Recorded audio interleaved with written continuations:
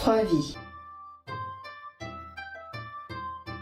D'après le bouddhisme, l'âme est immortelle. Elle se réincarne sans cesse. Chaque vie sert à tisser des liens prédestinés pour rembourser les dettes accumulées dans les vies précédentes ou bénéficier de la rétribution bienveillante due aux bonnes actions réalisées antérieurement. Il s'agit d'une rétribution karmique selon le principe de causalité.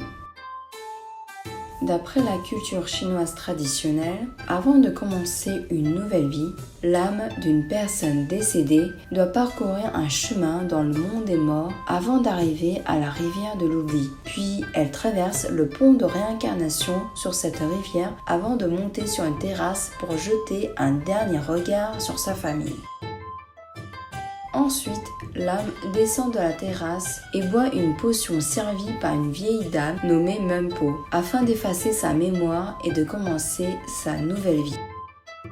Les Chinois qualifient souvent un bon mariage de prédestiné à trois vies, ou une super chance de bénédiction de trois vies. Mais que signifie le mot trois vies? Il vient en fait de la compréhension des anciens Chinois et du bouddhisme sur la réincarnation d'une âme vie après vie. Ces destins du passé, du présent et du futur sont inscrits sur un rocher nommé Sanshenshi.